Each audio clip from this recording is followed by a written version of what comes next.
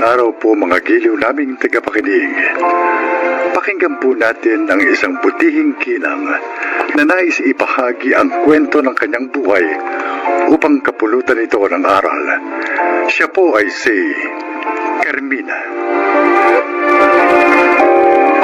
Isa akong may bahay na sobrang matiisin at mapagmahal.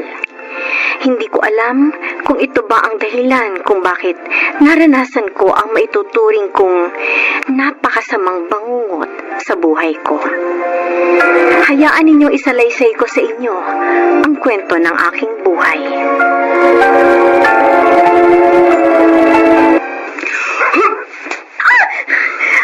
Norberto! Yan ang bagay sa'yo. Masyado kang matanda. Ilang beses ko bang sinabi sa'yo na huwag mo akong pakikialaman sa mga ginagawa ko? Dahil buhay ko ito at doon ako masaya. Ano gusto mo? Pabayaan na lang kita?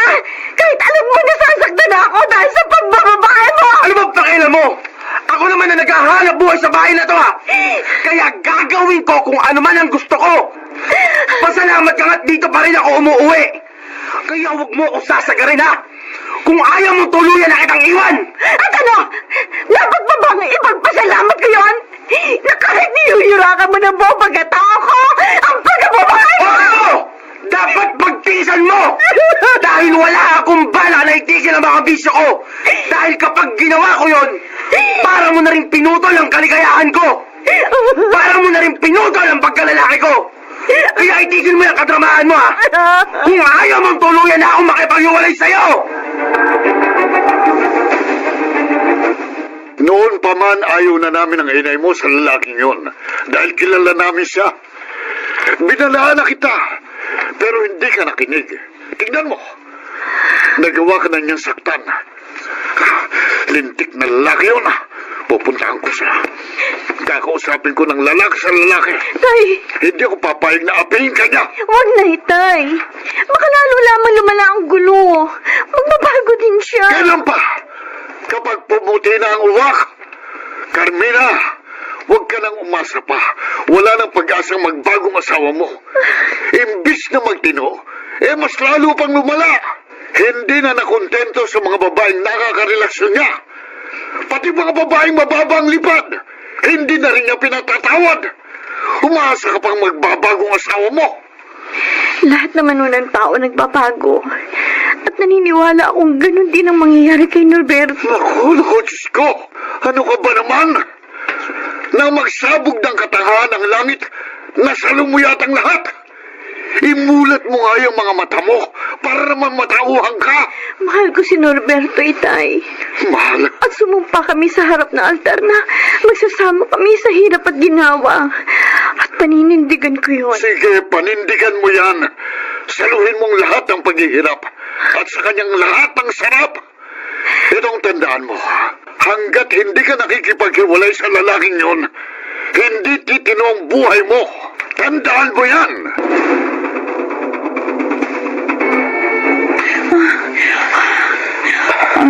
Napagod ako Ang galing mo talaga pagdating sa romansa, Norberto. Wala kang kupas. Kaya nga, maraming babae ang naghahabol sa akin eh. Dahil sobrang galing ko. Kaya ba pati asawa mo nagtsatsaga sa'yo? Kahit naharap-harapan mo niloloko? Wala naman siyang magagawa eh. Takot lang nun na hiwalayan ko siya. Bukod kasi sa gwapo ko, champion pa sa pagpapaligaya ng babae. Kaya nga ako, kahit na alam ko na marami kami sa buhay mo, tanggap ko yon. Kasi masaya ako sa'yo. Wala akong pakialam sa mga babae na humaling sa'yo.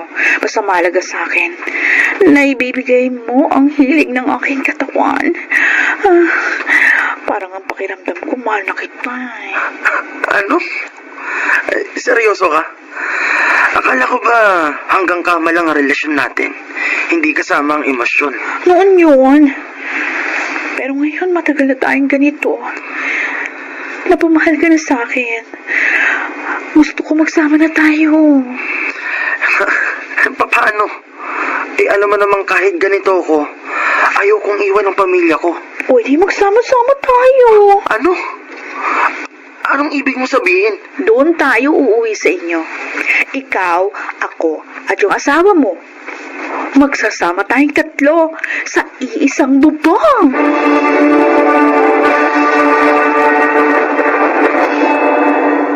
Pumayag ka sa katarantaduhan ng asawa mo?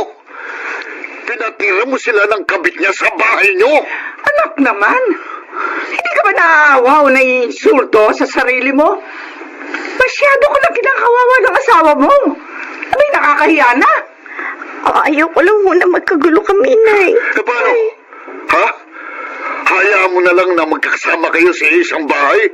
Ang asawa mo, ikaw at ang kirita niya? Anak, wala ka na bang respeto sa sarili mo?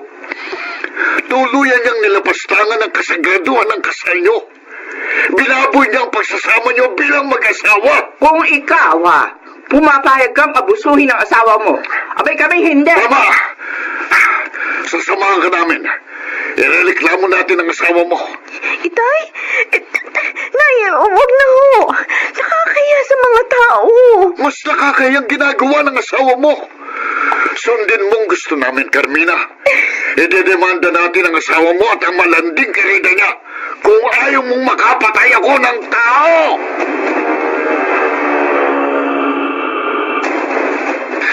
Masaya ka na?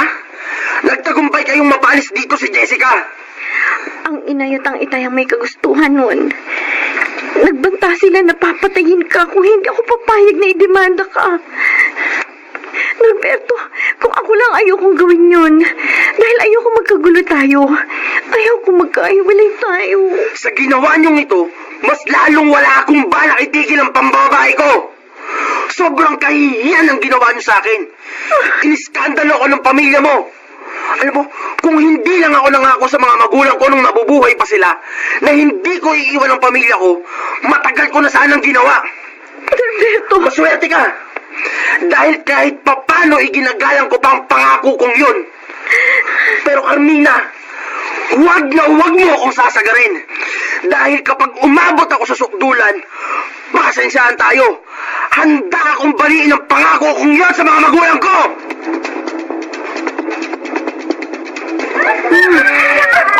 Ang bango-bango mo.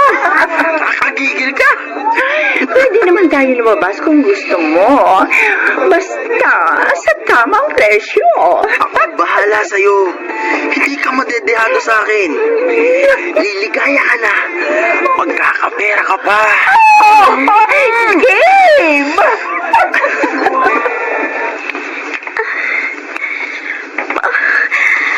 Bakit ilang araw ng ganito ang nararamdaman ko? Sumasakit ang pasan ko. Nakakaramdam ako ng sakit kapag umiihi ako. May lumalabas ding dugo kahit tapos na yung buwan ng dalaw ko. At medyo may nararamdaman na rin akong pangati sa puwerta ko. Ano kaya nangyayari sa akin? Siguro dapat magpatingin ako sa doktor.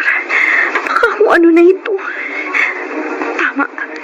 Kukonsulta ako sa doktor para malaman ko kung ano ang sakit ko. Anong sakit ko, doktor? Mrs. Base sa resulta ng laboratory test na ginawa namin sa iyo, meron kang sexually transmitted disease o STD. Paano mangyayari yun? Wala naman akong ibang kasiping kung hindi ang akin. Maaring sa asawa mo galing ang sakit mo. Kaya dapat pareho kayong mag-undergo ng treatment para siguradong gagaling kayo pareho at walang maging problema in the future. Diyos ko. May mga ire-reseta akong gamot sa iyo, pati na sa asawa mo. At kailangan niyo itong inumin para hindi na magkaroon pa ng komplikasyon ang karamdaman niyo. Oo, doktor. Norberto, sobra na itong ginawa mo. Ninamoy mo ang pagkababae ko. Kaya pala iba ang nararamdaman ko sa sarili ko. Dahil nahawakan mo ako. Pinagtaksilan mo ako! At ano? Wala akong lalaki. At kailanman, hindi ko niyurakan ang pagkalalaki mo. Kaya wag mo akong akusahan. Lalo naman ako! Imposibleng galing sa akin yan! May lalaki ka! Aminin mo na! Inuulit ko! Wala akong lalaki. Aminin mo na lang kasi ang kasalanan mo. Wala akong aaminin! Hindi pwede sa akin manggaling yan! Ikaw ha? Ikaw ang malandi! Nakikipagharutan ka sa iba! Kaya nagkakasakit yan! Idinamay mo ba ako? Sinampal mo ako? Norberto. Halika dito! Halika! Bros, Wala kang karapatang saktan ako! Malandi ka! Ayan ha! Ingungudod ka sa sa'yo ng pagpunaka mo! Yan ang bagay sa'yo! Tama na!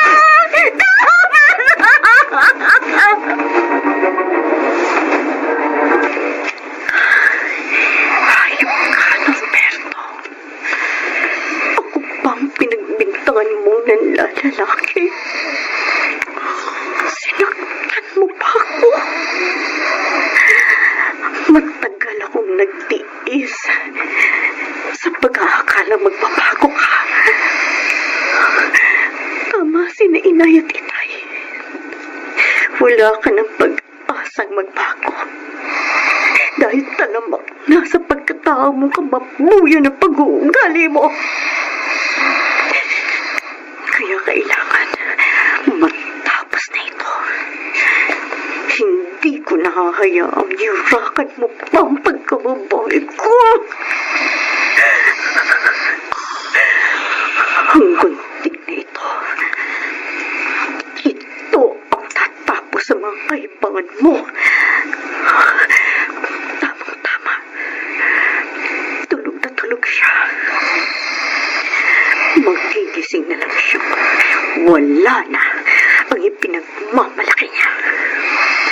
Puputulin ko ng kaligayahan mo. Dahan-dahan kong ibababa ang sakit niyang pang ibaba. Ayan. Ngayon, ito ang bagay dito.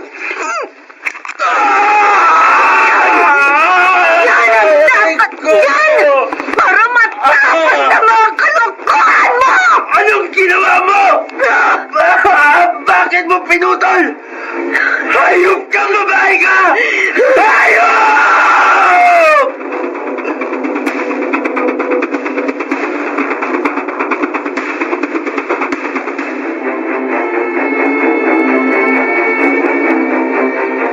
Anak, bakit mo ginawa yun?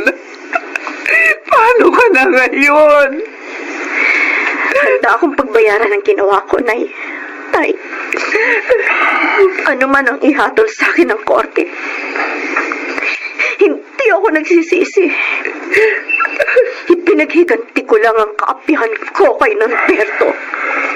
Anak, awang-awa ako sa'yo. Pero hindi kita masisisi. Labis kang naghirap sa piling ni Norberto. Pinapikan niya. Kakausapin ko siya. Pakikiusapan ko siyang iuruan demanda laban sa'yo. Total, kasalanan naman niya kung bakit nangyari ang lahat ng ito. Huwag na ho, Inay. Pabayaan niyo siyang magdesisyon. Buong pagkatao niyang pinutol ko sa kanya. Na habang buhay niyang dadalhin. At panahon na lang ang makapagsasabi kung kailan niya ako mapapatawad. Pero ako, napatawad ko na siya sa lahat ng mga kasalanan niya sa akin. At lahat ng pangit na nangyari sa akin, tinanggap ko na lahat ng yon ay naging bahagi na ng buhay ko.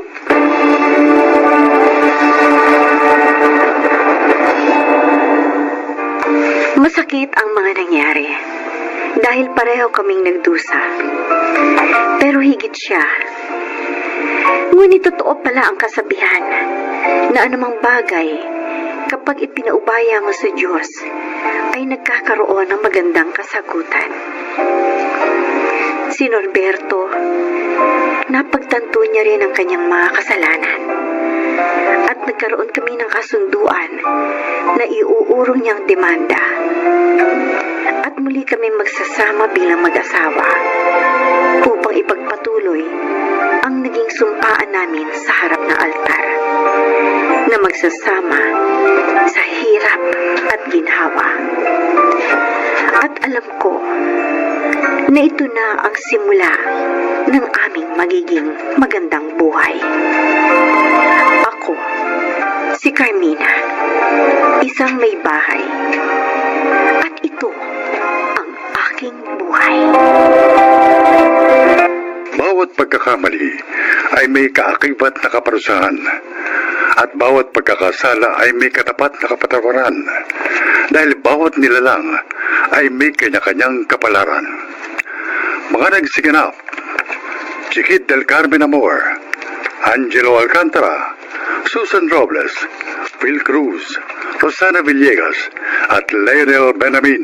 Naglapat ng angkop na tunog, Jerry Mutia, sa musika ni Buboy Salonga. Supervisyong teknikal, Eric Lucero at Bong Buyar.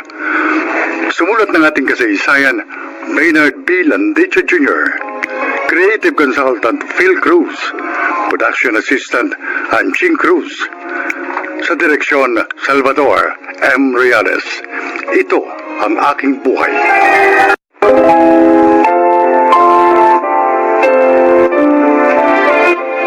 Magandang araw po mga giliw naming tagapakinig. Darito ang isang natatanging kasaysayan na kapupulutan nyo ng aral sa buhay. At ito ay ilalahad sa atin ni Lorna. Isa akong psychiatrist, tumutulong at nagbibigay ng payo sa mga may problema, lalo na sa kilos at pag-iisip. Nung una, masasabi kong wala na ako mahihiling pa sa buhay dahil naabot ko ang aking pangarap at napangasawa ko ang lalaking aking minahal. Pakinggan po ninyo ang aking kwento. Kumusta ka, Briggs? Bakit ba dinala ako ng mami ko sa inyo? Akala ba niyo may problema ako sa pag-iisip? No, hindi ganon. Wala akong problema. Sila ng daddy kong may problema. Pati ako dinamay nila. Huwag ka sanang magalit, Briggs. Actually, I will also talk to your mom later. Kaya lang kita unang kinausap kasi sabi niya, mula raw na maghiwalay sila ng daddy mo, madalas ka nang walang ganang kumain. Lagi ka ring malungkot. At gusto mo laging mapag-isa. Even your studies. Napabayaan mo na rin. At sabi niya, baka magkasakit ka raw. At yun ang ayaw niya mangyari eh. Ipinahiya nila ako. Ipinagmamalaki ko pa naman sila sa mga kaibigan ko. Sabi ko, happy family kami, yun pala eh. Pagkukunwari lang yun. Dahil si daddy, matagal na palang may babae. At si mami naman, matagal na rin may iba.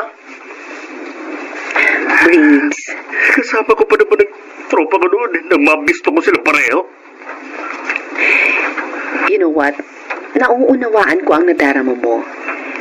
Pero, may mga pangyayari sa buhay na kahit masakit, kailangan nating tanggapin. Paano? Paano ko matatanggap yun? Napahiya ako sa mga tao. Mali pa naman sila sa pamilya namin. Huwag mong pahirapan ng sarili mo dahil doon. Hindi mo naman kasalanan ng mga nangyari sa parents mo. At hindi kontrolado ng tao ang magaganap sa kanyang buhay. Higit sa lahat, hindi ka nag-iisang may nasirang pamilya. Doktora, Kahit ganun ang nangyari sa parents mo, hindi mo dapat sirain ang buhay mo. Marami ka pang magagandang pwedeng gawin. At maaari ka ring magkaroon ng matibay na pamilya balang araw. Doktora Lorna, Yun ay kapag napagtagumpayan mo ang pagsubok na ito. nahihirapan na po ako eh. Pagaramdam ko, ayoko nang lumabas ng bahay. Hindi ko sinasabing madaling mawawala yung nararamdaman mo. Pero, pwedeng mawala yan. May mga ituturo ako sa'yo na makatutulong para makarecover ka sa nararamdaman mo.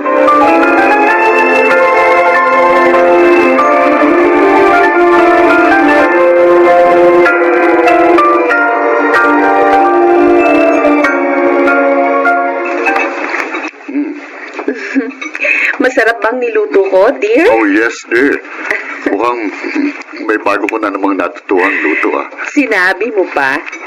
You know, lagi naman ako nag-aaral ng mga bagong putahe para sa inyo ng anak natin. How was your job? Okay naman. Na-handle ko naman lahat ng pasyente ko. Medyo naawa nga lang ako sa isang pasyente ko kanina. Bakit? Akala niya kasi happy family sila. Ipinagmamalaki niya ang parents niya sa mga friends niya. Yun pala, parehong may ibang karelasyon ng mga yun. Ganon? Yes. At ang masakit pa sa kanya, kasama pa ang mga friends niya nang ma-discover yun. Ay, talagang kapag naghiwalay ang mag-asawa, hindi maiwasang maapektuhan ang mga anak. By the way, Lorna, 3 days lang uli ako dito ngayon, ha? Ha? Eh, bakit naman? May mga problema kasi sa negosyo natin sa province na kailangan kong tutukan, ha? Okay. Namimiss ka na kasi ng anak natin. Hayaan mo. Babawi ako pagbalik ko. Sinabi mo yan, ha?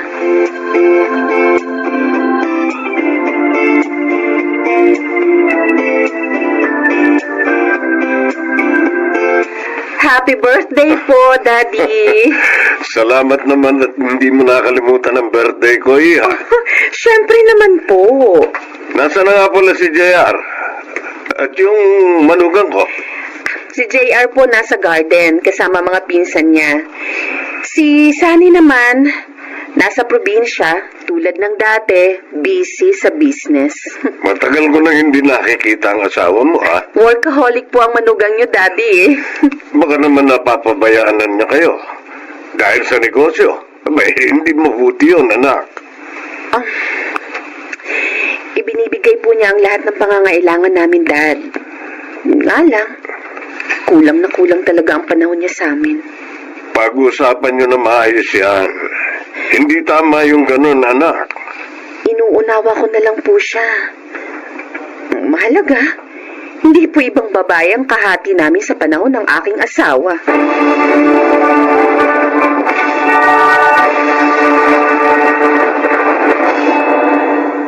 Natulog na ba si Joyce, Connie? Ay, oo, sabi. Eh, paano? Napagod kasi sa paglalaro niya mag-ama. Kumusta naman ang pag-aaral niya? Wala namang problema. Matataas ang grades ang anak natin. Natutuwa akong malaman niya. Yun nga lang, marami na siyang tanong. Tanong, tulad ng ano? Tulad ng, bakit madalas ka namin hindi kasama? Bakit kapag Pasko at Bagong Taon wala ka rin? Kung ano-ano pa. Paliwanagan mo na lang siya ng maayos. Nang hindi naman magtampo si Joyce. Sami, matalinong ating anak. Kaya tuloy minsan, nahihirapan ako magdahilan sa kanya eh. Pasensya ka na. Ito lang ang alam kong paraan para makasama ko pa rin kayong mag-ina. Ang hatiin kong aking panahon sa inyo ni Lorna.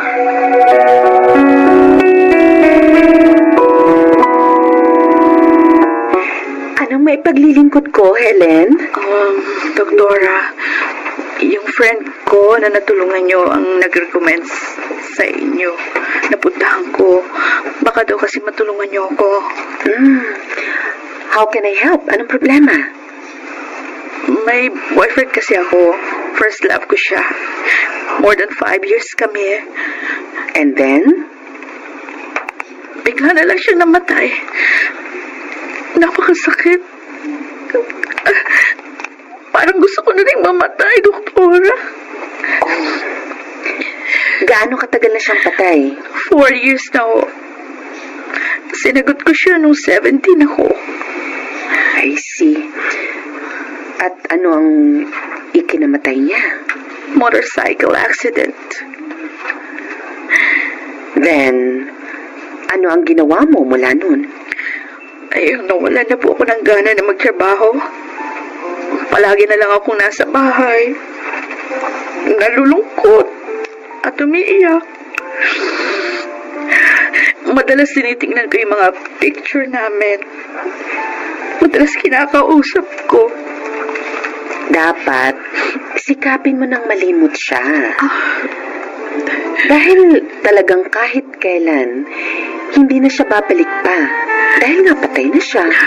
Toto, hindi ko alam kung paano gagawin ko.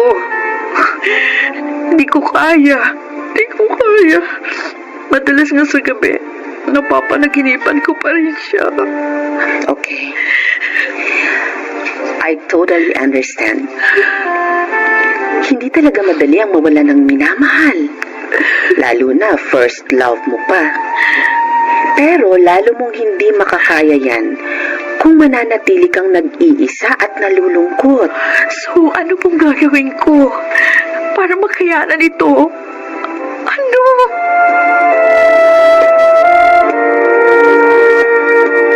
Min, huwag kayong tatawag. Ako lang ang tatawag sa inyo. Parang si Lorna. Oo, mahal. Oh, bakit malungkot ka? Dahil matagal kang mawawala sa amin ngayon.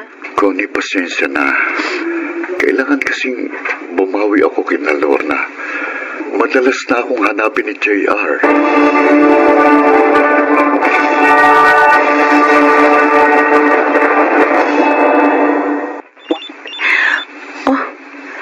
Naiwan pala niya ang phone niya at may tumatawag.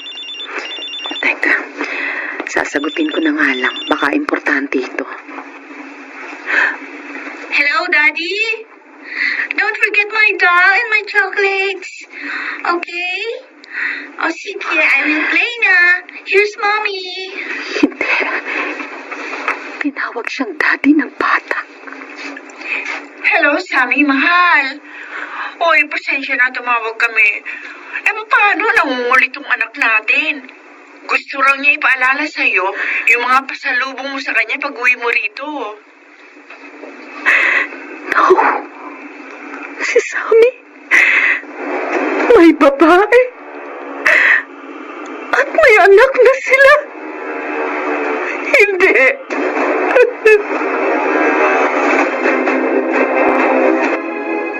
Baka naman nagkamali lang ang tumawag na yon, anak. Hindi po, Daddy. Binanggit ng tumawag ang pangalan ni Sammy. Ah, Kaya dahil doon, nag-check po ako sa FB account ng asawa ko. At natuklasan ko, hindi lang pala isa ang kanyang account. At doon ko po nalaman ng lahat. Ay, may babae nga siya na ang pangalan ay Connie. At may anak na po sila. ano? Napakasakit po pala, Dad. Dati, naririnig ko lang ang mga ganitong pangyayari sa mga pasyente ko. Ngayon, nangyari din sa akin. Anong balak mo ngayon, anak?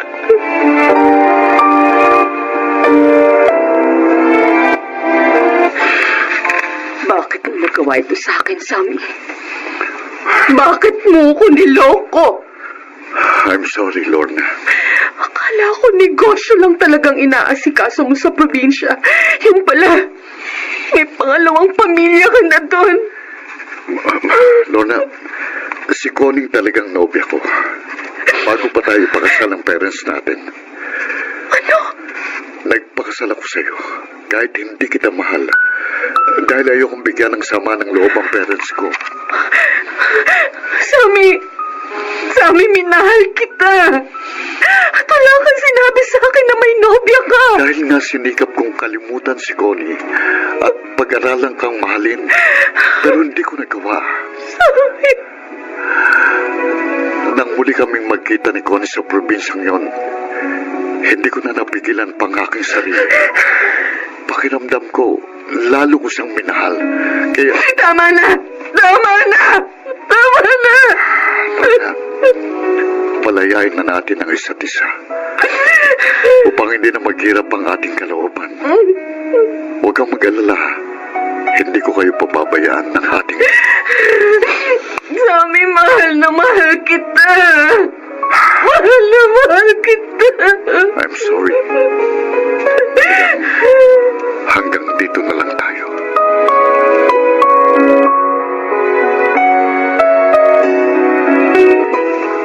Tama ang pasya mo na bumalik dito sa atin, anak.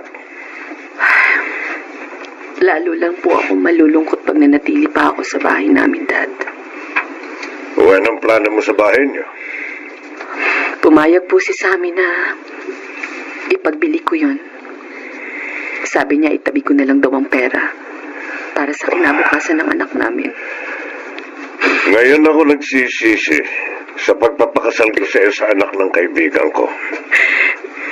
Kasalanan ko rin po, Dad. Pumayag ako. Kasi noon pa man mahal ko na si Sammy. Inakala ko mamahalin din niya ako. Pero nabigo ako. Anak, Masakit. Masakit, Dad. Masakit. Kahit pala psychiatrist ako at nagpapayo sa mga may problema,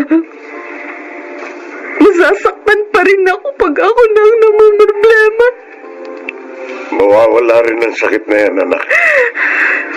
At alam mo kung sino ang tunay na makatutulong sa iyo para mangyari yon.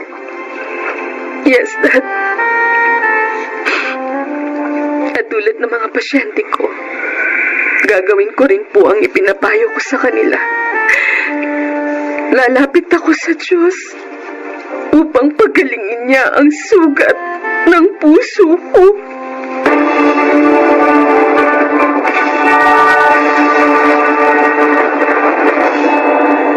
May bahagyang lungkot pa rin sa puso ko dahil sa aking pagkabigo. Ngunit mas matatag na ako ngayon. Inspirasyon ko ang aking anak, maging ang mga taong nangangailangan ng aking mga payo. Ako si Lorna, isang psychiatrist, at ito ang aking buhay. Walang suliraning dumarating sa ating buhay nang hindi natin kayang hanapan ang solusyon. Huwag lamang nating kalilimutang tumawag sa may kapal.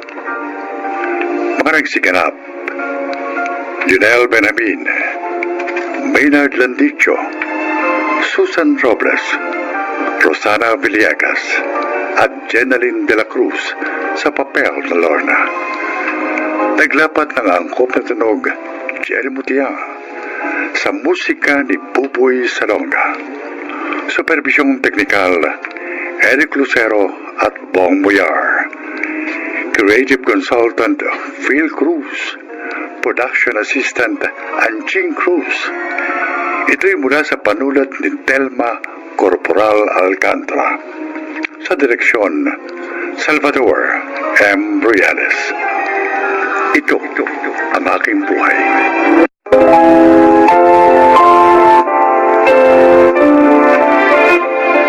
Mga kaibigan, isa na namang kasaysayan ang kapupulutan nyo ng aral sa buhay. Ito ay ang kasaysayan ni Betty. Jeepney driver ang asawa kong si Tiago. Sa hanap buhay na ito, aming pinalaki ang aming 5 anak. Maayos naman ang buhay nila sa awa ng Diyos. Ngunit pumanaw sa pagsisilak ang aming si Normita. Kaya mula noon, kami na ang nagaruga sa anak namin si Irene.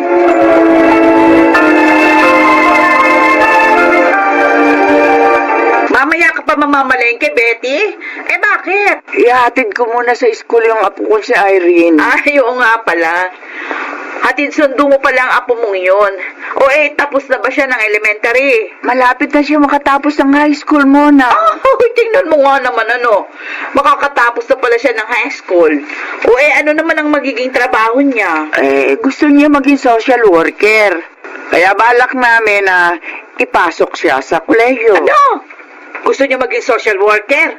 O paano niya magagawa yun? Pwede mangyari yun, Monang. Pahihirapan nyo lang ang sarili nyo ni Tiago. Pag tinuloy nyo yan, may edad na kayo, hindi na dapat kayo mahirapan pa. Ikaw naman, oo. Pagmasahihin nyo na lang siya, katulad nung ginagawa ng mga kapwa niya bulag.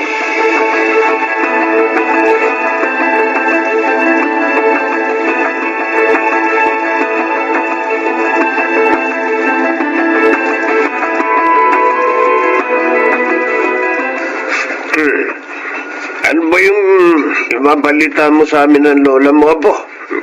At sabihin mo na habang kumakain tayo. Oo nga naman, Apo. Good news ba yan? Opo, Lolo. Lola, Wala, sabihin mo na. ano po? Nakapasa po ako sa scholarship na kinuha ko sa isang university. Ibig sabihin, wala ka ng matrikula sa pagpasok mo sa kolehiyo. Opo, Lola Betty. At may allowance pa po ako kada buwan. Ang galing talaga ng apo ko. Hindi na po ninyo problema ang tuition ko at pamasahe. Binabati ka namin, Apo. Salamat po, Lola. Pero magmamasahe pa rin po ako tuwing wala akong pasok. Baka naman maka-apekto yun sa pag-aaral mo. Hindi po, Lolo. Kaya ko po yun. Gagamitin ko naman yung kita ko sa masahe bilang pambayad sa magiging guide ko sa school. Bakit, Apo? Ayaw mo na bang kasama ako? Hindi po sa ganon, Lola. Iba na po kasi sa college Mas mahirap na ang pag-aaral. Kaya kailangan ko po talaga ang magkaroon ng guide.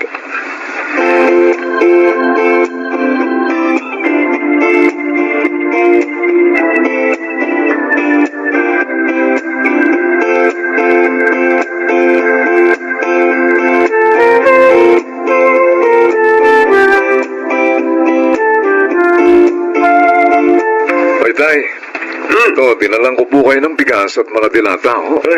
Salamat, anak. Tama-tama yan. Sira kasi yung jeep na pinapasada ko ngayon. Ganun ho ba? Di pa paano ho niyan? Di makakapasok sa eskwelahan bukas si Irene. Dahil wala siyang baon. Hindi na namin problema ang baon at pamasahin niya, Darmo. Ang allowance niya sa university ang ginagamit niya doon. Okay, mabuti naman po. Responsable ang pamangkin mo. Siya nga rin ang nagbabayad sa kinuha niyang guide. Kinukuha niya yon sa kita niya sa masahe. Abay, dapat lang hong maging responsible siya. May kapansanan siya. At uli lang lubos pa. Ano po ba ang kinukuha niyang kurso? Yung social work? Ano ho? Social work? Gusto niya maging social worker? Wala namang masama sa pangarap ng pamangkin mo. Opo, itay, wala nga pong masama. Kaso paano siya makatutulong sa mga nangangailangan? Siya itong pangunahing nangangailangan ng tulong. Baka wala siyang mapasukan trabaho niyan, tay. Naku, sayang lang ang pera at panahon niya sa pag-aaral. Naniniwala kami ng nanay mo na may inilaang magandang kapalaran ng Diyos para sa iyong pamangkin. Tulungan na lang natin siyang hanapin yun. Ay, naku, maswerte siya, maswerte. At sa inyo siya napunta. Dahil alam niyo kung akong nakakupkup sa kanya, hindi ko na siya pag-aaralin. Dito na lang siya tumulong sa bahay. Para mo naman sinabing hindi magtatagumpay siya. Kasi, tay, magmasahe na lang siya. Mas makaiipon pa siya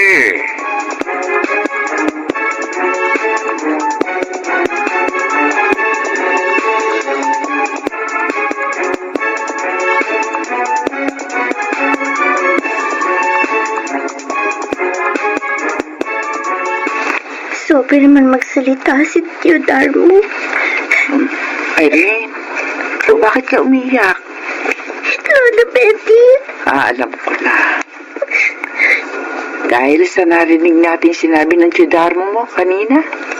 Ang sakit po kasi niyang magsalita, Lola. Kahit tiyo ko siya, wala siyang tiwala sa akin.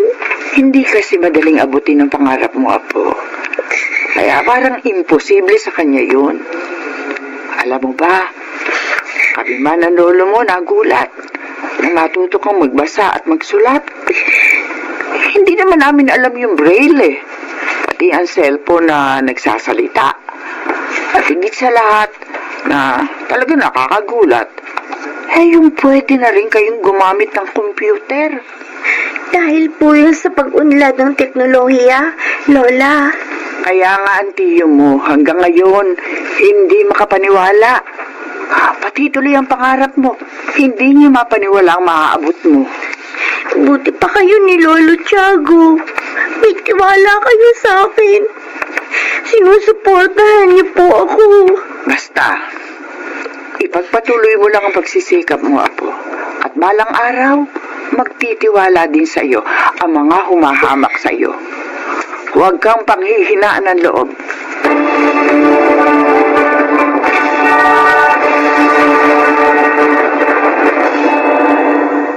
Irene, Apo, bakit malungkot ka?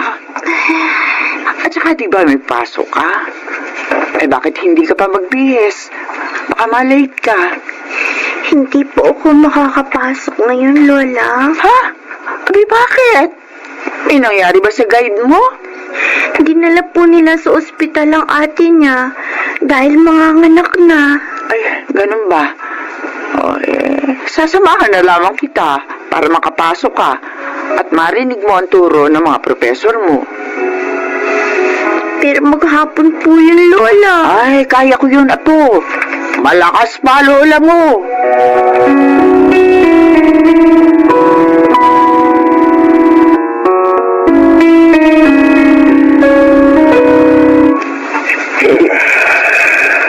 Di ka papasada ngayon, Tiago? Oo, Betty. Masakit ang katawan ko para akong tatrangkasuhin. Malamang naawa na kita. Siguro nga. May edad na tayo. Kaya humihina na rin ang At ang tubig. Uminom na po kayo. Salamat, Apo. Ang lolo mo nga parang tatrangkasuhin din eh. Kung gusto po ninyo, mamasahihin ko po kayong dalawa para po gumaan ang pakiramdam ninyo kahit paano.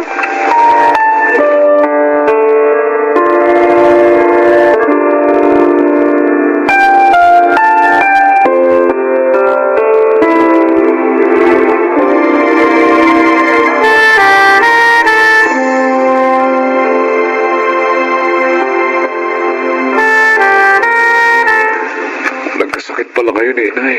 Tay. Oo, anak. Pero magaling na kami ngayon. Sana ho tinawagan niyo ko para lapadalan ko kayo ng panggastos. Yun nga sana ang gagawin namin. Bakit hindi po? Kaya lang, sabi ni Irene, ang ipon na lang niyang gamitin namin. Kikita pa naman daw siya uli. Naku, mabuti naman. Makakaipon siya. Kaya tama lang naman na tulungan niya kayo ba? Dahil sa laki ng pagsuporta niyo sa kanya. Hindi nakalilimot ang pamangkin mo, Darmo. Kaya sana, baguhin mo na ang maling pananaw mo sa kanya.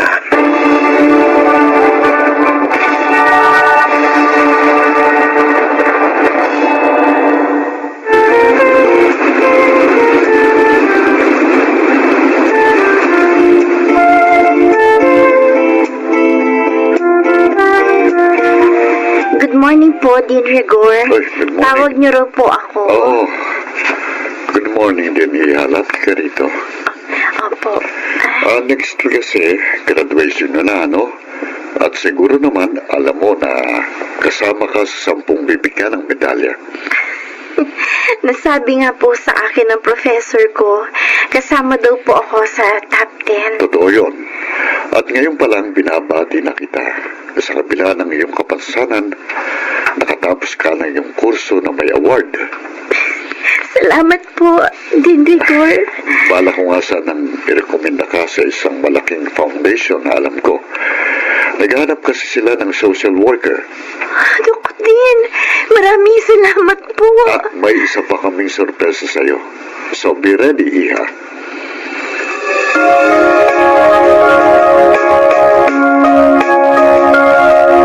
O-order ka sa akin ng pansit at buto, Betty eh. Ay, oo, Monang. Para hindi na ako magluluto. Manok na lang ang bibiling ko. Ay, bakit? Ano bang meron? Graduation na ng apo ko sa Makalawa. Abay! Tignan mo nga naman ano. Oo. At matatapos na pala siya sa kuleyo. Ay, oo, Monang.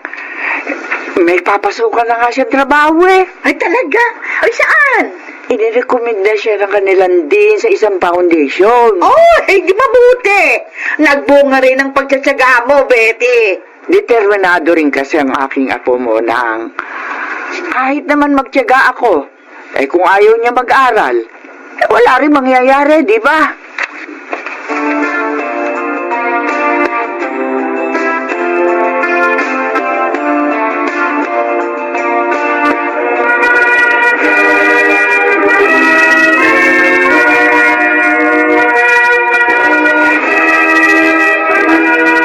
Matapos nating ibigay ang medalya para sa ating mga nangungunang estudyante, isang tanging award naman ang ibibigay natin. Ito ay ang Outstanding Student of the Year na ibinibigay dito ng university sa isang estudyante na sa kabila ng maraming hadlang ay nagawa pa rin tapusin ng matagumpay ang kanyang kurso. At ang ating outstanding student ngayon ay walang iba kundi si Irene Martinez. Oh, Irene, itong ikalawang medalya. Ano masasabi mo? Maraming salamat po. Una sa Diyos, sa pagtulong niya sa akin. Salamat din po sa mga pumili sa akin na maging Outstanding Student of the Year. Pinasasalamatan ko rin ang aking lolo at lola na siyang talagang sumuporta sa akin mula nang maiwan ako ng aking mga magulang. Salamat po sa walang sawang hatid sundo niyo sa akin sa school, Lola Betty. Hindi ko po malilimot ang inyong kabutihan at pagmamahal. Para po sa inyo ang aking tagumpay.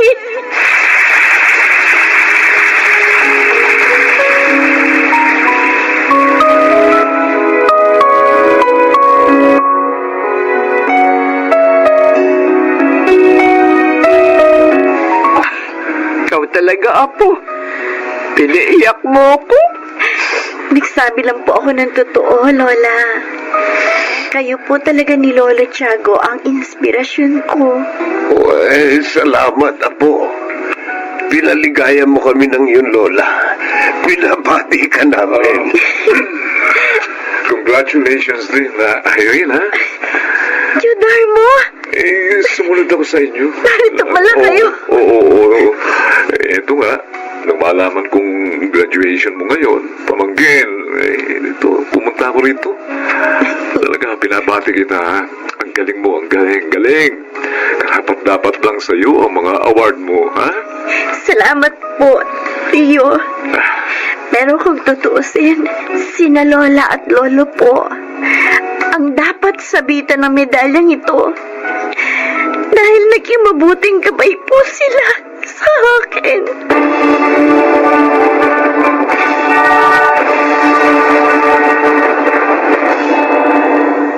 Parang ako ang gumraduate din ng mga sandaling yun. Napakasaya ko. Pagkat natulungan ko ang aking apo na maabot ang tagumpay. Social worker na siya ngayon dito sa aming bayan. Sana'y naibigan niyo ang aking inilahat. Ako si Betty, isang lola, at ito ang aking buhay. May kapansanan man ang isang tao. Kung may mapagmahal naman siyang pamilya, tiyak pa rin lilikaya at magtatagumpay. Mga nagsiganap, Junel Benjamin, Chiquit del Carmen Amor, Rosana Villegas, June Martin Legaspi, Phil Cruz at Susan Robles sa papel na Betty. Naglapat ng angkop na tunog Jerry Mutya sa musika ni Boboy Salonga. Supervisyong teknikal Eric Lucero at Bong Villar. Creative consultant Phil Cruz. Production assistant Anching Cruz. Ito'y mula sa panulat ni Selma Corporal Alcantara. Sa direksyon Salvador M. Reales. Ito ang aking buhay.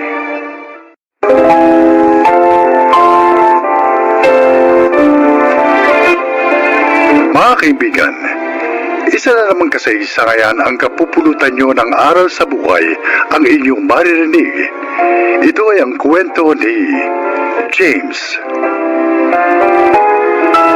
Sa kulang high school, pero tagalinis lang ng sasakyan ang naging trabaho ko. 17 years old pa lang ako noon, pero naging ama na ako. At dahil ayaw sa akin ang pamilya ni Nancy, nakitira kami sa aking mga magulang.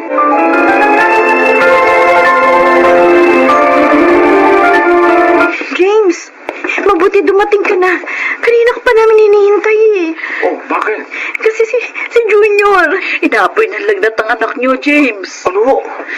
Oh, bakit hindi nyo pinainom ng gamot sa lagnat? Ginawa ko na yun. Kaso ayaw pa rin mawala ang lignat niya. Ay, ko, Palagay ko dapat nang madala sa doktor ang aking apo. paano mo pa ito? Wala akong pera. 100 lang itong kita ko rito eh. Paano ng anak natin? Itatanungin ko ang tatay niyo. Baka sakaling may alam siyang pwedeng mahiraman natin ng pera.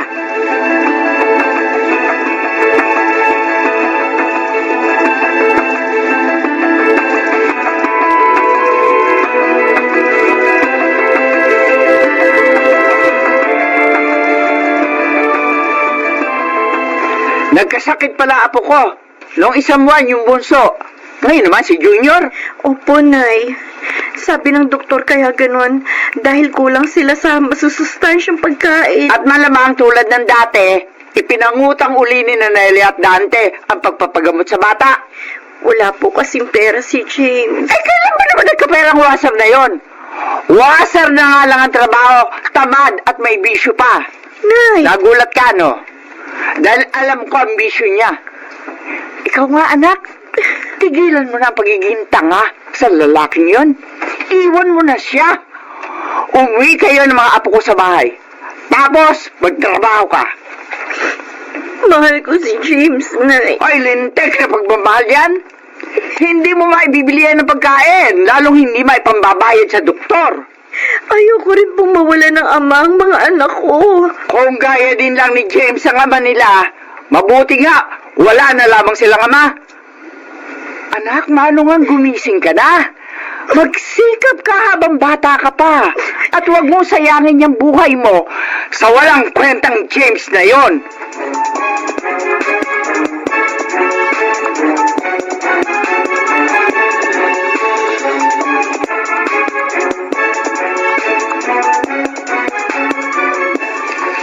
Ano? Gusto mo maging runner ako ni Bonjo? Oh, James naman! Ano ba pumasok sa isip mo? At pati ako gusto mong idamay dyan sa bisyo mo. arte mo naman. Ikaw din na iniisip ko, kaya inialo ko ang trabaho ito sa'yo. Dito kikita ka agad na walang hirap. Mababantayan pa ang mga bata. Kasi hindi mo kailangan magdabad sa trabaho eh. Kapag naibigay mo na yung shabu at nabayaran ka na, oh wala na, tapos na ang trabaho. Ayaw mo nun? Pera agad!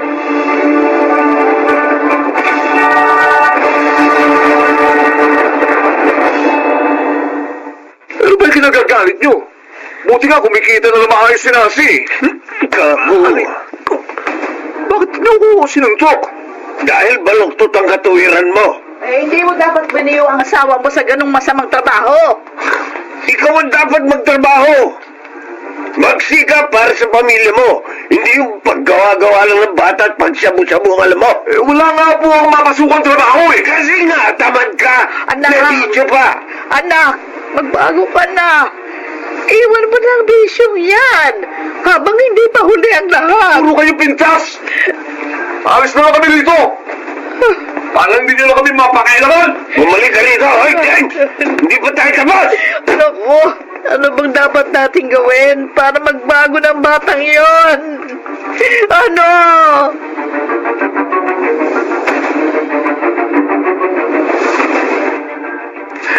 Napakawalang hiya talaga ng anak mo, Nelia. Biniyo na nga niya ang anak ko sa masamang trabaho. Inalayo pa sa atin. Malaing Tonya. Masakit din sa loob namin ni Dante ang ginagawa ni James sa kanyang pamilya. Pero ayaw talaga niyang makinig. Ay! Sana pag natokhang siya, huwag mapasama anak ko. Huwag ka naman magsalita ng ganyan, Malaing Tonya. Dahil pag nagkataon, kahit patay na si James, hindi ko pa rin siya mapapatawad.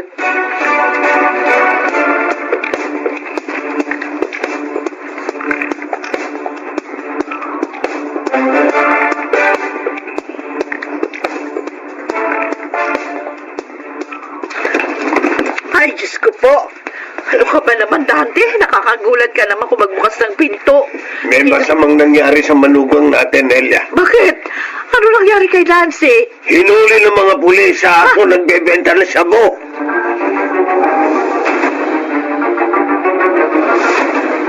Kasalanan ko. Kasalanan ko, Nancy. Kaya ka nakakulong dito ngayon. Patawarin mo ko. Patawad. Sabi ng mga nakausap ko, 3 taon daw ako makukulong. Oo. Gagawa ko na paraan para makalaya ka rito. Nancy, hindi kita dapat ibinuyo sa ganong trabaho. Kasalanan mo. Huwag mong pababayaan ang mga anak natin, James. Pakiusap. Sikapin mong mapalaki sila ng maayos. Oo. Oo, Nancy. At hihintayin namin ang iyong paglaya.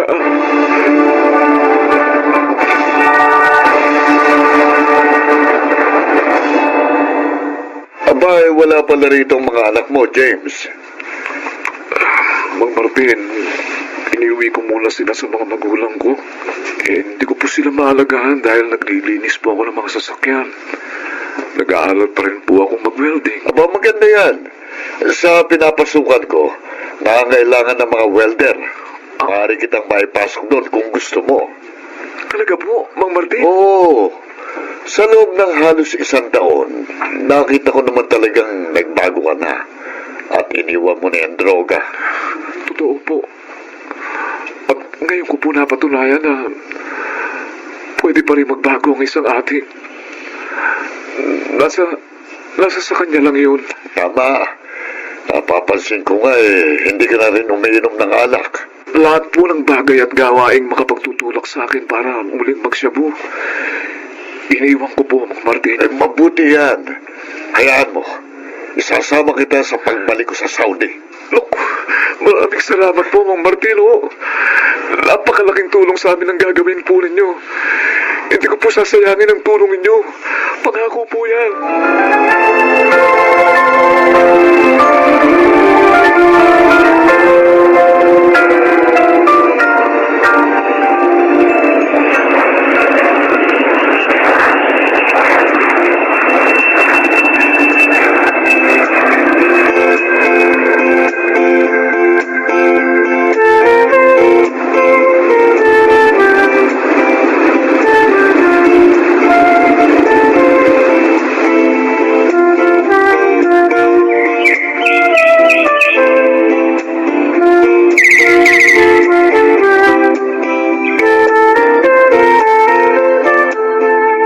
Balae, kumusta naman ang pag-aaral ng ating mga apo? Ayos naman, Malaing Tonya.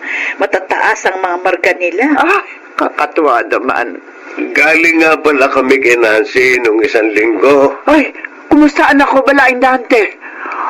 Tagal na ako hindi nakakadalaw sa kanya dahil nga, ayun, nakakapos kami. Malapit na siyang lumaya, Balae. Yun ang balita niya. Salamat naman. Madalas ko na rin siya makikita. Kahit naman madalas ko siyang pagalitan noon, mahal ko naman ang anak kong yun. Oo naman, Balae. Alam namin yun. Hindi naman porke kinagagalitan ng anak hindi na siya mahal ng magulang.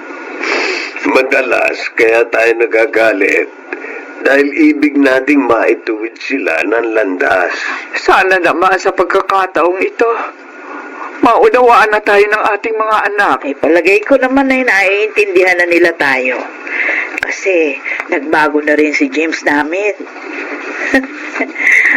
Ay, may package nga pala siya para sa atin. Sandali ha. At kukunin ko ang para sa iyo.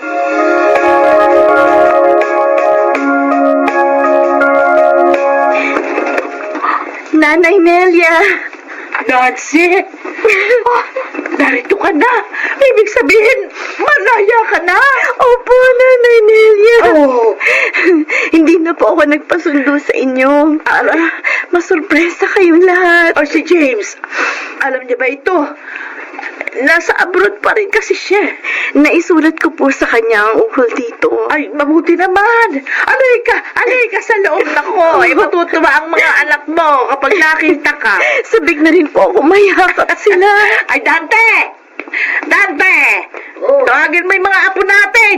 Naririto na si Nancy! Malaya na siya!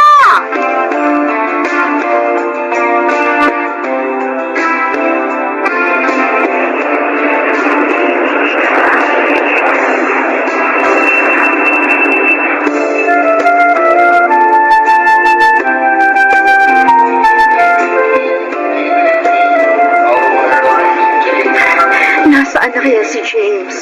Bakit hindi ko siya makita? Nancy, narito ako. Si James! Ayun ang asawa ko! James!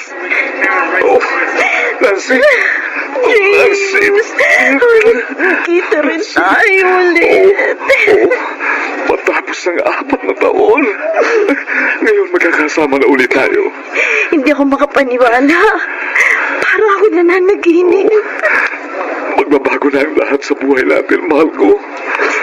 Papawi ako sa mga pagkakasala ko sa iyo.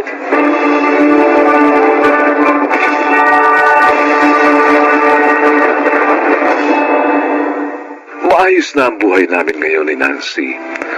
At sa awa ng Diyos, ay napag-aaral namin ang aming 2 anak.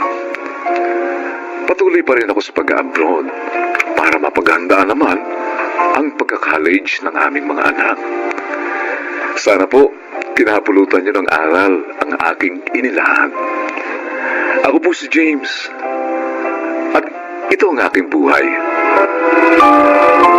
Kung magiging malambot lamang ang puso ng bawat tao at paiiralin ng tama, mababawasan ang suliranin ng lipunan.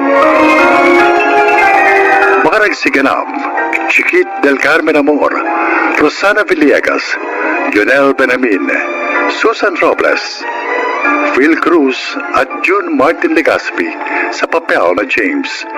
Naglapat ng angkop na tunog Jerry Mutiang, sa musika Buboy Salonga, supervisyong teknikal Eric Lucero at Bong Boyar, creative consultant Phil Cruz, production assistant Anching Cruz. Ito'y mula sa panulat ni Selma Corporal Alcantara, sa direksyon Salvador M. Reales. Ito ang aking buhay.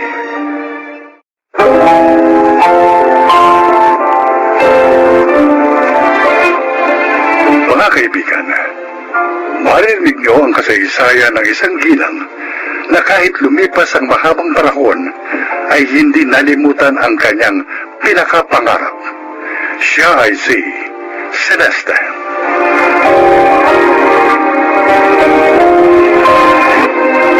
Dalawang anak namin ay yumao kong asawa, sina Raquel at Jomar. Sa awa ng Diyos, naitaguyod ko silang mag-isa. Yon ay dahil na rin sa mga kabuhayang naiwan sa akin nang nakilala kong mga magulang at nang yumao kong asawa. Masaya naman ang aming buhay hanggang sa humina ang aking katawan. Kaya naipasya namin na bumili ng bahay sa probinsya.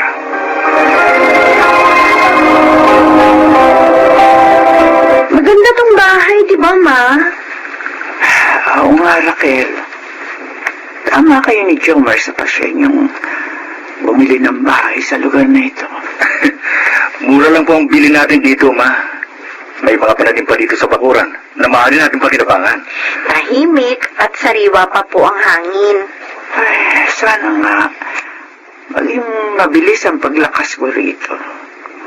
Para hindi na kayo naaabalan dalawa. Si Mami talaga. Hindi naman po kayo abala sa amin. Pasalamat nga kami. Dahil sa inyo nakapagbakasyon kami. Mula kasi nang makapagtapos kami, puro trabaho na ginasikaso namin. Masyado kasi kayo masipag. Maiba ako. Ano yung iba nalaman ng tungkol sa lugar na ito? Sa isa ko pong kaibigan na taga rito, Ma. Si Primo.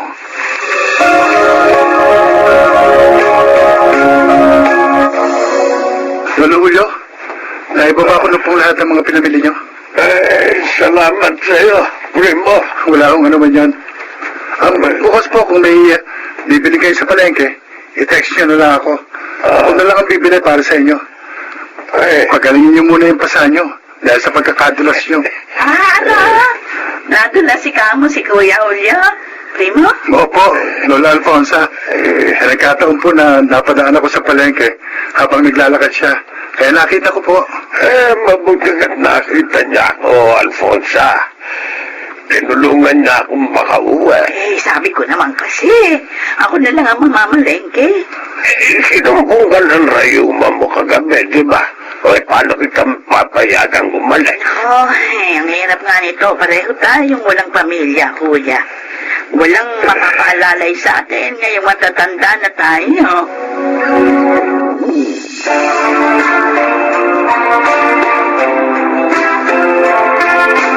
Jomar, tinawagan mo na ba yung kaibigan mo? Oo, Ate Raquel. Kagabi pa. I-next mo nga rin bago ko tinawagan para hindi niya makalimutan. Bakit wala pa? Magandang mag-beach habang hindi pa masyado mainit. Excited ka na masyado. Hintayin na lang natin. Parating ngayon.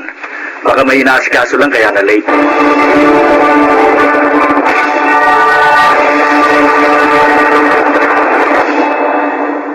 Hindi ako maaari magkamali. Dito talaga yun. Kumusta na kaya sila? Narito pa kaya sila? Mami, bakit kayo umiiyak? Raquel, ikaw pala. May naalala lang ako, anak. Pwede ko po bang malaman kung ano yun? Ang aking nakaraan. Ho? Dito ako lumaki. Sa probinsyang ito. 10 taon ako noon. Naialis ako dito ng lolo at lola mo. Bakit po kayo umalis dito? Makinig ka. Kukwento ko sa iyo lahat.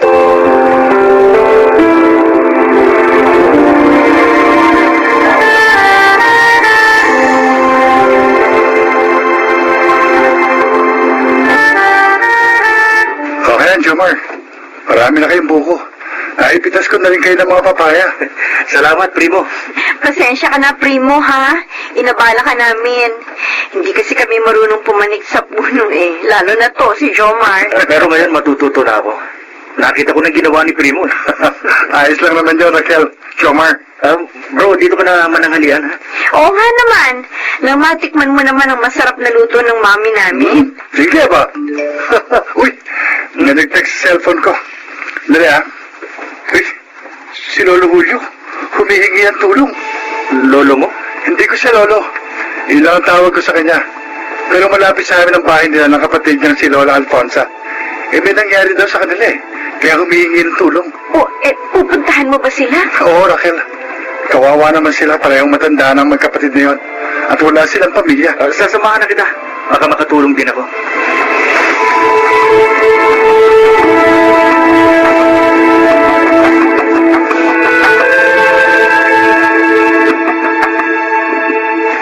Napainom na po namin ang gamot si Lola Alfonso. Salamat, Primo. Buti na lang at dumating kayo agad. Wala na kasi kaming gamot niya. Hindi ko siya naibili dahil wala na akong pera. Marami na pong gamot ngayon ng kapatid niyo. Mahal pala yan, Lolo. Oo, kaya nga hindi ako makabili ng marami. Ito pong kaibigan ko si Jomar ang bumili ng marami para kay Lola Alfonso. Salamat sa iyo, Tomar. Okay lang po. Pagpalain ka ng Diyos. Ayos lang po yun, Lolo. Ay, teka, may itatanong lang pala ako. Ano yun? Yun pong kwintas na suot ninyo ni Lola Alfonso. Ito na lang ang alaalang naiwan sa amin ng aming mga magulang. Binigay ito sa amin ni Inay nung buhay pa sila ni Itay. Larawan nila nasa pendant nito. Ganon po ba? Masyado po ba ng sentimental ang mga yan? Ay, tama ka. Ba't mo naman na itanungan tungkol sa kwintas? Meron din po kasing ganyan ng mami ko. Ano?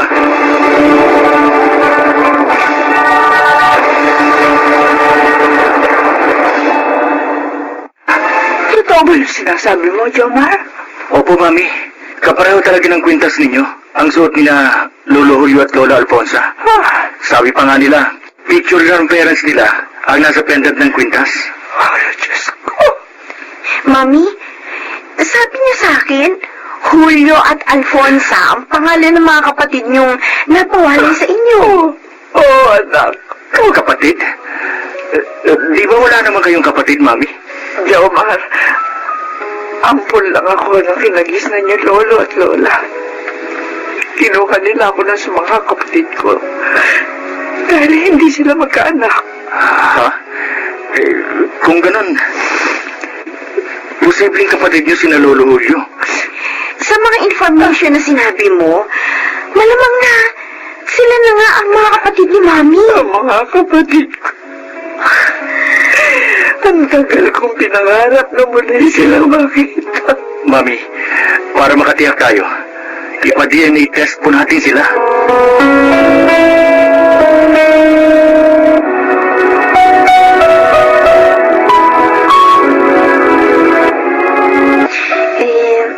Yun ho sana ang gusto namin, Lolo Julio, Lola Alfonsa.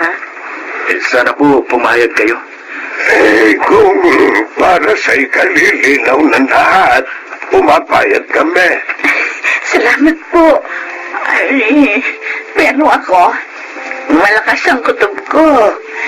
Si Celeste na ay mami niyo, ang napawalay naming bunsong kapatid. Ang kapatid ko, sabik na akong makita siya. Ganun din ako, Alfonsa. Kaya lang nagalit siya sa atin noon dahil ipinampun natin siya.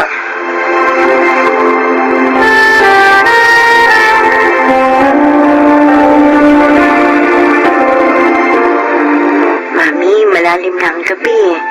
Matulog na kayo. Maaga pa ang lakad natin bukas. Hindi na ako makapaghintay, anak. Gusto ko na mag-umaga. Sabi ko na akong malaman ang resulta ng DNA test. Excited na nga rin po ako, Mami. Pag nagkataon, magkakaroon na kami ng tita at tito ni Jomar. Pero, alam nyo, nag-aalala po si Lolo Julio. Bakit? Nagalit daw ho kayo sa kanila, lalo na sa kanya, noong ipaampun nila kayo.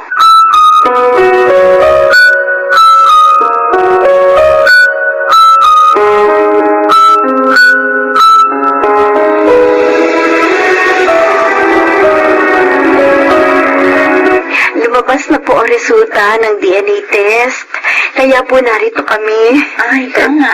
Anong resulta? Oo nga, Raquel. Sabihin mo na. Mami, lumapit na po kayo dito para kayo na magsabi. Kasama mo ang mami mo. Opo. Julio? Ay, Ate, Adelbos! Tinawag niya tayo, kuya.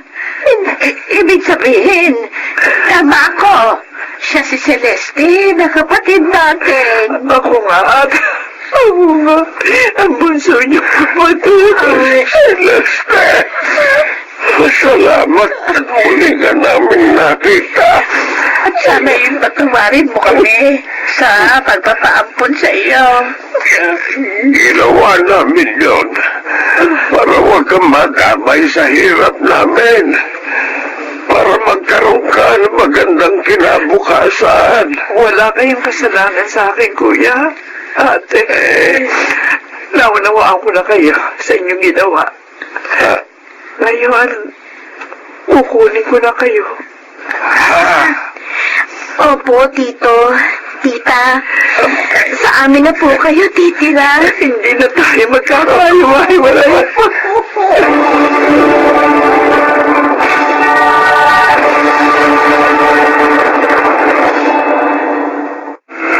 Nagpapasalamat ako sa Diyos.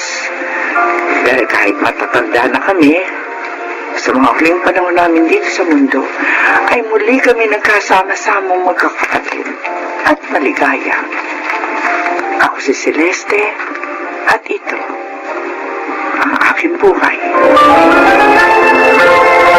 Naiklipan ng panahong pinagsamahan, kung maligaya naman ang isang pamilya, mas matamis pa ito kaysa sa mahabang panahon ng pagsasama na pawang kaguluhan. Mga nagsiganap, Rosana Villegas, Lionel Beramin, Chiquit del Carmen Amor, Maynard Landicho, Phil Cruz, at Susan Robles sa papel na Celeste. Naglapat ng angkop na tunog, Jenny Muntia, sa musika, Buboy Salonga. Supervisyong teknikal, Eric Lucero at Bong Boyar. Creative consultant, Phil Cruz. Production assistant, Anching Cruz. Ito'y mula sa panulat ni Selma Corporal Alcantara. Sa direksyon, Maynard Landicho Jr. at June Martin Legaspi. Ito ang aking buhay.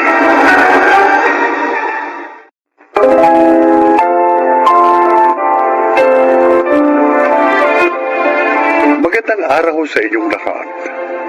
Isang babaeng umabuso ang maglalahad sa atin ngayon ng kanyang kasaysayan. Siya ay si Glenda.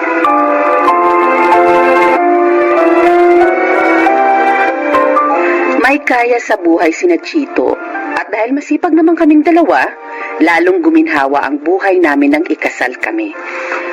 Nakakahiyamang sabihin, pero dahil doon, kaya nagbago kami. Masarap naman itong almusal, Glenda. Ba't nakasimangot ka?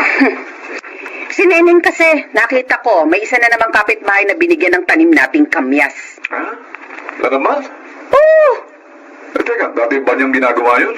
Oo nga! Ba't di mo siya binawalan? Hindi niya dapat gawin yun.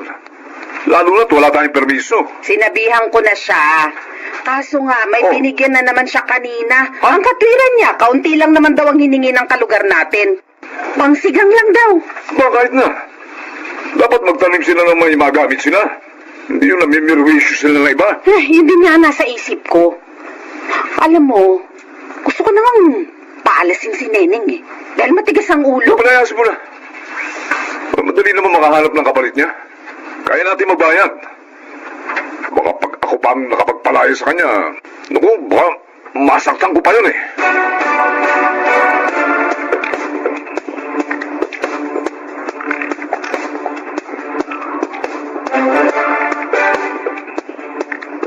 Oh, kanina nang lumabas kayo, masaya kayo. Pero nang pumasok na kayo dito, malungkot na kayo.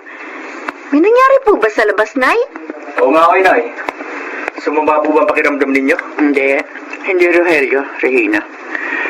Nakita ko kasi si Neneng. Naawa ako sa kanya. Bakit ho? Ano po bang nangyari sa kanya? Pinalaya siya ng mag-asawang Glenda at Chito. Nagalit daw sa kanya yung mag-asawa dahil sa pagbibigay niya ng konting kamya sa isa nating kalugar. Dalawang yun talaga, oh. Sobra. Yumaman lang parang hindi na marunong makipagkapwa. Oo nga. Yung isa nga nating kapitbahay, inis sa kanila. Kung makapagsalita raw kasi, kala mo kung sino. Masyadong mataas ang tono. Kalahati nga lang ng sweldo ni Neneng ang ibinigay ng mag-asawa. Ay, ano ho? Eh bakit ganun? Eh, yung kalahati raw, bayad ni Neneng sa mga pananim nilang ipinamigay niya.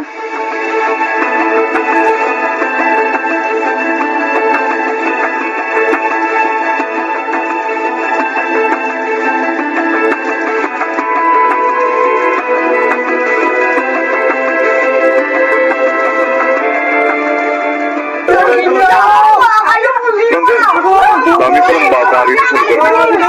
Oo, Chito. Masaya nga ang dalawang anak namin eh. Masaya sila? Dito? Ay, di sa lugar na ito. Kasi ang kukulit ng mga bata, oh, yan oh. Eh, yung ang isa, nasigawan ko pa kanina eh. Bakit naman? Ayaw kasi lumayo sa kotse ko. Baka mamaya kasi masagasaan pa sila. O kaya magaskasan nitong kotse ko, di ba? Oo, hindi naman mababayaran ng mga magulang nila. Ikaw talaga, Chito. Masyado mga high blood eh. Kulit eh. Lagi kang mapapaawa niyan.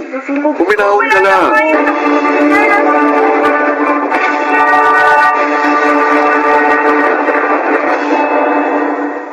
Nahihirapan po kayo umihi, Nay? Oo, anak eh. Kailan pa ho yan? Eh, siguro mga 1 linggo na. Hindi ko nga lang pinansin. Naisip ko kasi baka mawala rin. Sasabihin ko po ito kay Rogelio para madala namin kayo sa doktor pagdating niya. Wag muna. Wag muna tayo magpunta sa doktor. Baka naman makuha to sa paglalaga ng dahon ng sambong. Sambong? Oo. May mga nagsabi sa akin. Maganda raw yon para makaihi ka na maayos. O sige po. Sige, manghihingi po ako ng dahon ng sambong para mailaga natin. Pero pag hindi po nagbago yung pakiramdam nyo, dadali na namin kayo sa doktor.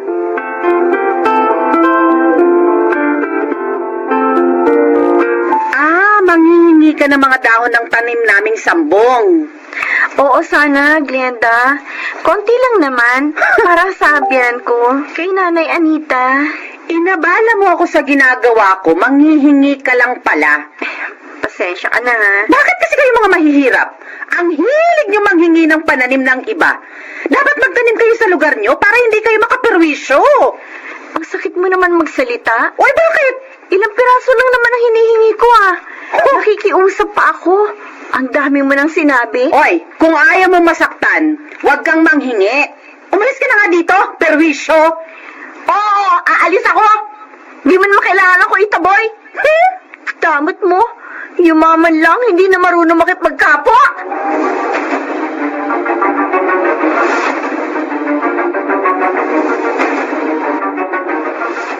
Oo, Chito, yun ang sinabi ng malditang Regina na yun. Gaga pa ng babaeng yun eh. Nakaperwisyo na nga, siya pa ang galit. At sasabihin pa niya, hindi tayo marunong makipagkapwa-tao. Aba. Eh siya itong masama ang bunganga. Ba't loo ka talaga? Pupuntahan ko nga ang babaeng yun. Tuturuan ko siya ng leksyon.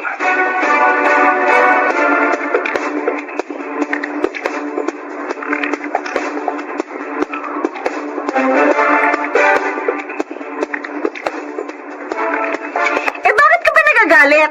Hindi ka naman kinuha yung sambong niyo, ah. Kahit na. Pinagsalitaan mo pa rin na masakit ang asawa ko. Chito, siya ang una nagsalita ng masakit sa akin. Wala kang karapatang saktan ang loob ng asawa ko. Dapat sa'yo tinuturuan ka ng leksyon eh. Bitbiwan mo ang beso ko. Hoy! Oh, hindi mo masarili na, Chito. Huwag ka makialam dito, ha? Hindi mo binibigyan ng leksyon ang asawa mo. Kaya ako magtuturo sa kanya. Sabi ng bitiwan mo siya. Ano? Malis ka na rito ngayon din. Malis! Aalis ako pagkatapos nito. Ayun. Rogelio! May baril siya!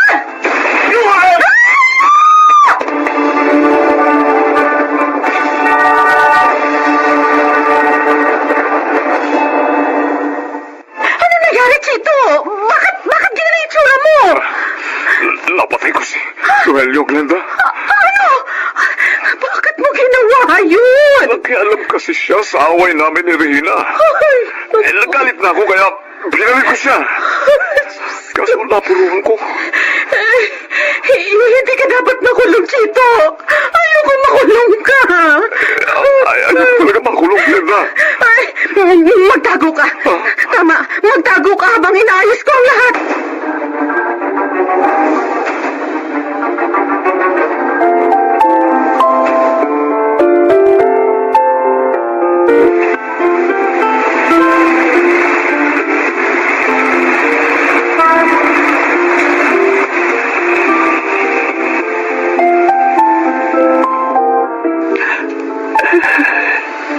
Inay, umiiyak na naman po kayo.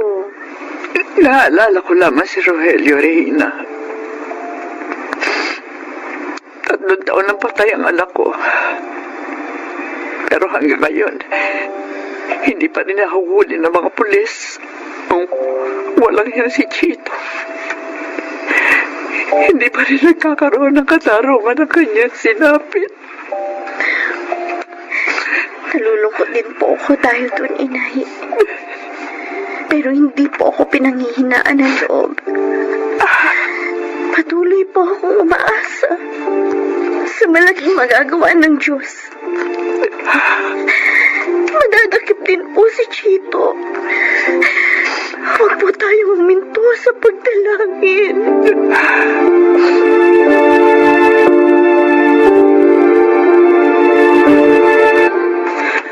Kumusta ka na dito, Chito? Mas maayos ang buhay ko rito sa probinsya, Glenda. Nakalalabas ako at eto, nakalalanghap ng sariwang hangin. Pero mas pumayat ka pa yata kaysa sa dati. Oo nga eh. Siguro dahil nalulungkot ako. O ano, kumusta naman ang mga anak natin? Ayun, miss na miss ka na nila. Miss na miss ko na rin kayong lahat. Glenda, kung maibabalik ko nga lang ang panahon, hindi ko nagagawin ang ginawa ko kay Rogelio. Kaya lang, wala na. Nagawa ko na lahat. At si Regina, hanggang ngayon, ayaw pa rin nila ng areglo. Mr. Chito Rosales. Bakit o? Mga polis kami. At dinarakip ka namin sa salang pagpatay. Kay Rogelio Makabayan. Hindi! Huwag niyo huliin ang asawa ko! Maawa kayo sa kanya!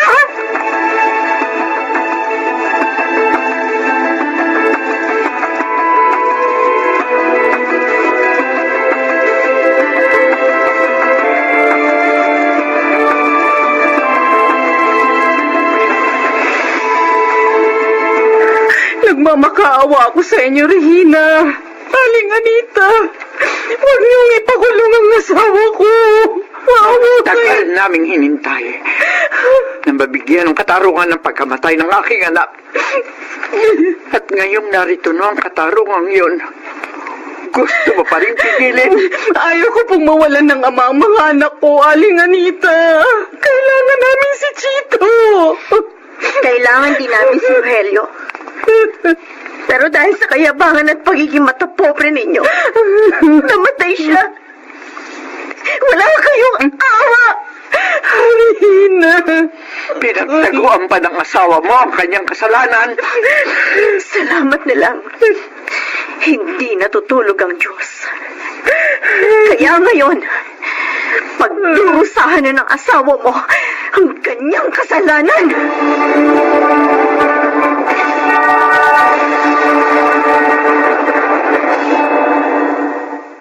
Magsisi man ako, huli na ang lahat. Nagdurusa na ang aking asawa sa kasalanang sa akin nagugat. Bago ho ako magpaalam sa inyo, gusto ko lang manawagan sa mga ginang na nakikinig. Sana'y maging mahinahon kayo sa pagpapayo sa inyong kabiyak at huwag niyo siyang ibuyo sa kapahamakan. Ako po si Glenda at ito ang aking buhay. Mahalaga na ang tao ay maging mahinahon at huwag pumatol sa walang kapuluhang away upang hindi masira ang kanyang buhay. Mga nagsiganap, June Martin Legaspi, Chiquit del Carmen Amor, Maynard Landicho, Susan Robles, Will Cruz, at Jenaline de la Cruz sa papel na Glenda. Naglapat ng angkop na tunog Jerry Mutia, sa musika Buboy Salonga, supervisyong teknikal Eric Lucero at Bong Biar, creative consultant Phil Cruz, production assistant Anching Cruz. Ito'y mula sa panulat ni Selma Corporal Alcantara, sa direksyon Salvador M. Royales. Ito ang aking buhay.